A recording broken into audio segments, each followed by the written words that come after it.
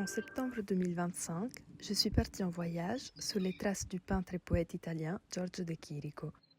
Plus qu'un simple voyage, il s'agissait pour moi d'un nostos à rebours, à commencer par l'Italie. Mon grand tour commence donc à Venise, à la Peggy Guggenheim Collection. J'espérais y voir, parmi tant de chefs-d'œuvre, la Torre Rossa de Chirico, qui est conservée dans les réserves du musée. J'avais contacté les archivistes avant ma visite pour savoir s'il était possible de la visionner sans succès. C'est la nostalgie du poète qui était exposée à ces moments-là et qui marqua le début de mon dialogue avec les figures mystérieuses qui habitent ces toiles. Je continue mon voyage vers l'isola San Giorgio Maggiore, où en plus de la bibliothèque de la Fondazione Cini, on peut visiter le labyrinthe de Borges. Je suis mon intuition en allant visiter ce symbole d'une quête qui matérialise une impression qui m'accompagne depuis le début de mon voyage, qu'il y a là quelque chose que je cherche, quelque chose qui vient me chercher. On descend alors dans un labyrinthe où l'on vient se perdre, où l'on se voit au loin, un labyrinthe qu'on peut effleurer de la main. Je me mets en quête des ombres, des silhouettes fuyantes, des places vides, de ces espaces si vastes qui traversent son œuvre picturale. Je me laisse appeler par la géométrie des lumières.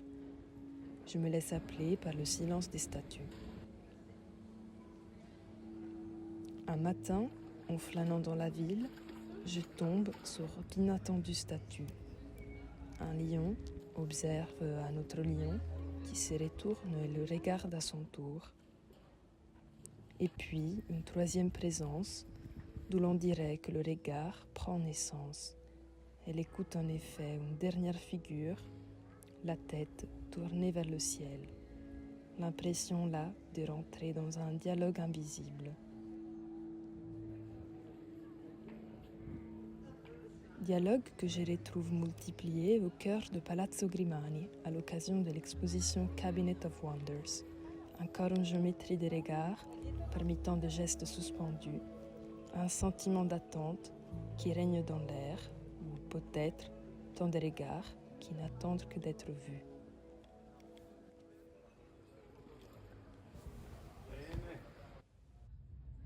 Mon itinéraire me conduit ensuite à Ferrara, la ville des vélos aux briques rouges. Je m'y rends pour retrouver les ambiances et les bâtiments qui ont inspiré ces toiles, notamment le Castello Estense, tel qu'il paraît dans les muses inquiétantes, que l'on retrouve tel quel au cœur de la ville. C'est à ce moment que j'ai fait les premières rencontres de mon grand tour. D'abord Rosario, un autre passionné de photographie, qui, voyant mes tentatives de filmer les silhouettes défilant sur les arcades, m'a ensuite transmis ses photos, une première trace de mon voyage.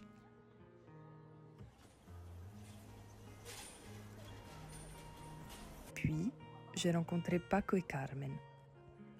Lorsque je leur ai demandé ce que constituait pour eux l'énigme du quotidien, ils m'ont répondu le temps, ce que chaque instant va nous offrir. Sous le ciel encadré par la rotonda, pris dans le vertige du temps, comment ne pas ressentir tout le poids de cette réponse? Je poursuis mon voyage vers Firenze. La première étape qui m'attend est Piazza Santa Croce. C'est ici que De Chirico a vécu le moment de révélation qui inspira son premier tableau métaphysique, Énigme d'une après-midi d'automne. Comme il le racontera plus tard, par un clair après-midi d'automne, j'étais assis sur un banc au milieu de la Piazza Santa Croce. Le soleil automnal, tiède et sans amour, éclairait la statue ainsi que la façade du temple. J'eus alors l'étrange impression que je voyais toutes les choses pour la première fois. Dans la ville, je me balade en observant les silhouettes des passants, la manière dont la lumière touche chaque chose. Parfois une ombre se confond avec un reflet mouvant et me transporte ailleurs. L'étape suivante est la visite de Palazzo Pitti, où je découvre des œuvres dont De Chirico s'est inspiré, comme La Sirène de Max Klinger. Les couleurs, les fenêtres et les arcades de la ville ressemblent les architectures qui apparaissent dans ces toiles. Dans la lumière chaude et brillante de fin d'été, Les ombres s'allongent de plus en plus. La fin du jour confère au bâtiment des formes nouvelles qui rappellent les perspectives intemporelles de ses œuvres. L'instant présent paraît alors suspendu. L'étape finale est la Biblioteca Nazionale Centrale que De Chirico fréquentait régulièrement. À l'intérieur, on retrouve des statues qui, comme dans ses vers, semblent parler une langue mystérieuse. Une horloge, le reflet énigmatique d'une figure, des formes géométriques qui font songer aux architectures de ces toiles. On se croirait dans l'énigme de l'heure. Prochaine destination, Rome. Tout d'abord, pour visiter la maison-musée de Giorgio De Chirico, à côté de Piazza di Spagna. On peut y visiter l'entièreté de la maison, où sont encore conservées une large partie de ses œuvres et une archive de dessins et manuscrits. Au-delà des nombreuses photos et tableaux qui décorent les murs, dans l'atelier du peintre, on peut voir encore quelques traces de sa superstition. Parmi les œuvres exposées, le guide nous fait remarquer un élément saisissant de la toile Orphée, troubadour fatigué. Les ombres d'une version précédente y refont surface. Sur la gauche, on distingue la silhouette d'un château spectral. Il y a aussi une statue représentant la scène des adieux entre Hector et Andromaque. Ils sont là unis par les cœurs, tandis que sur la version picturale, les deux se tiennent dans les bras, enlacés dans une dernière étreinte. Les deux configurations font songer à une poétique du contact, à une géométrie du toucher. Je suis là au Museo Carlo Menotti. Les deux jeunes que vous voyez sont Damiano et Stefania, que j'ai ensuite rencontrés pendant ma visite. Pour eux, l'énigme du quotidien sont le rêve, son interprétation, la conscience humaine. Alors que pour Davide, le médiateur du musée, il s'agit plutôt du mouvement, qui est, à ses yeux, la seule chose qui nous relie tous. Le lendemain, j'ai rencontré Susanna, artiste dans une sérigraphie à Trastevere, qui a travaillé sur la traduction d'un poème de Salinas, celle que vous voyez à l'écran. Pour elle, l'énigme véritable de notre quotidien est la trace. Le jour suivant, je me rends au Musée national d'art moderne. Je retrouve là des présences familières. Il s'agit des mêmes sculptures en bronze qui m'avaient surprise à Venise. Émerveillée par la continuité symbolique qui commence à se tisser entre les étapes de mon grand tour, j'ai soudain comme l'impression qui m'attendait. À la Galleria Nazionale, je vois en grande partie des toiles métaphysiques de De Chirico. Je reste longtemps dans la salle qui lui est dédiée. Un monsieur s'approche des toiles, s'exclame en italien « Impossibile non commuoversi ». Ici, il est impossible de ne pas s'émouvoir. Je vois enfin, entre autres, les muse inquietanti, gli archéologi, Ettore et Andromaca. Dans passé et présent, je suis à nouveau happé par ces figures effacées que la statue et le titre paraissent nous indiquer. Et puis, devant la tour du silence, sentir quelque chose d'énigmatique, comme si le silence pouvait occuper un espace, un territoire, et que le vide n'est jamais tout à fait vide. Me voici ensuite à Turin, à commencer par la mole antonelliana, qui inspire de nombreuses tours qui se trouvent sur ces toiles. À propos de Turin, De Chirico écrit que c'est en automne que la ville montre tout son charme métaphysique. On peut en admirer l'immensité, les lumières, les ombres, qui la font sembler à la fois proche et lointaine.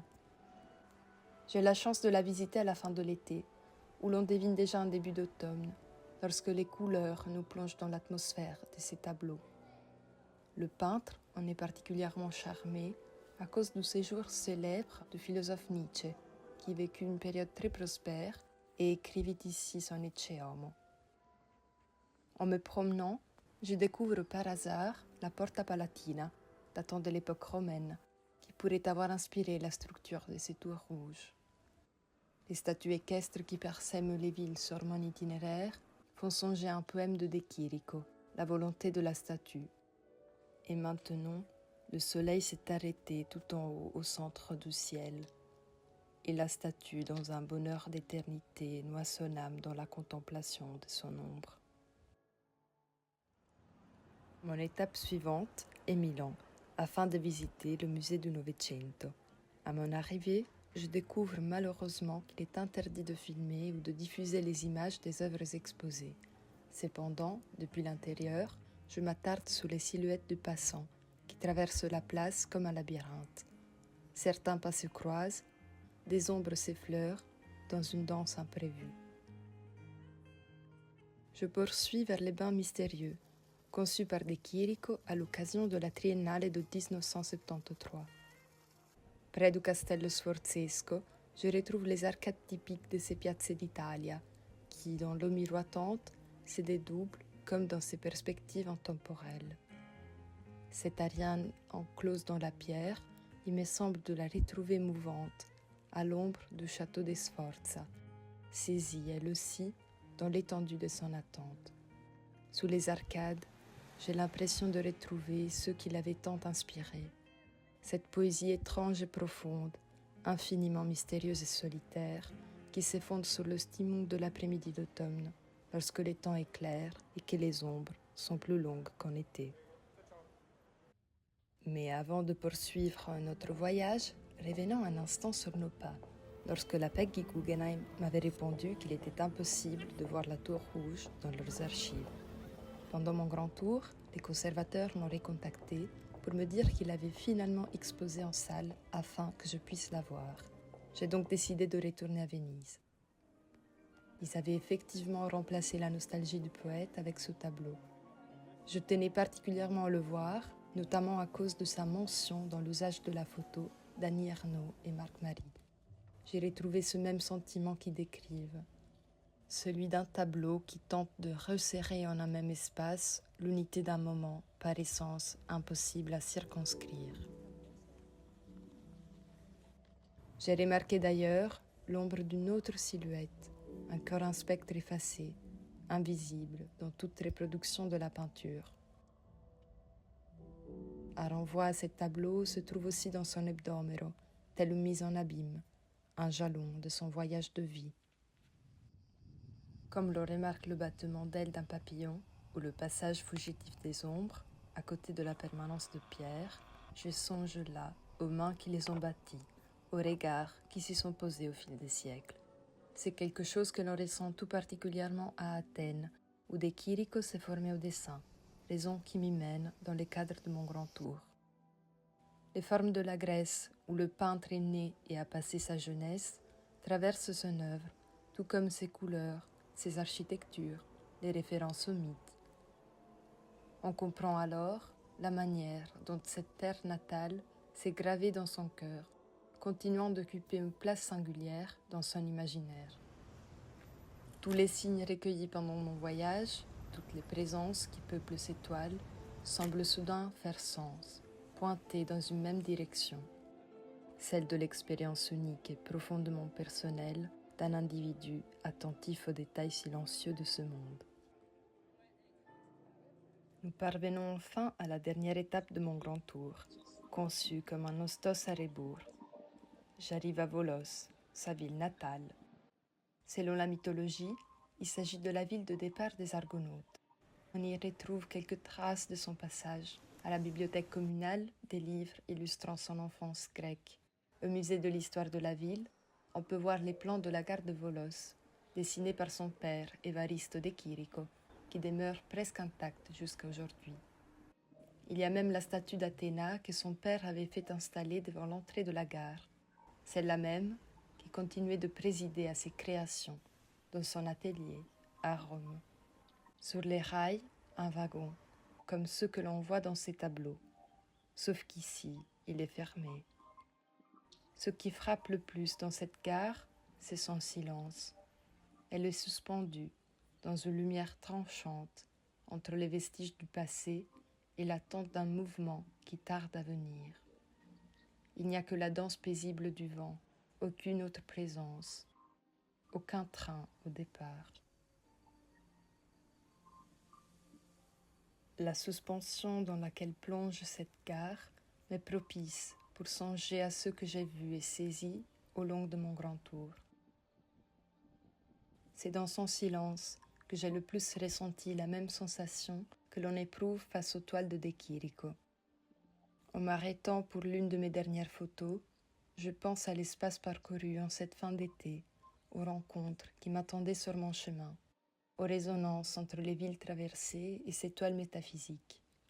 Et je me dis que l'énigme est peut-être dans l'écoulement du temps, dans la trace, le mouvement, dans notre simple être là. Que l'énigme se ressent par une certaine qualité d'écoute, capable de s'étendre aussi bien aux ombres effacées qu'au silence des statues. Et c'est ainsi que dans cette dernière image imprimée sur ma pellicule, je crois comprendre enfin que nous sommes peut-être tous pris dans un voyage infini.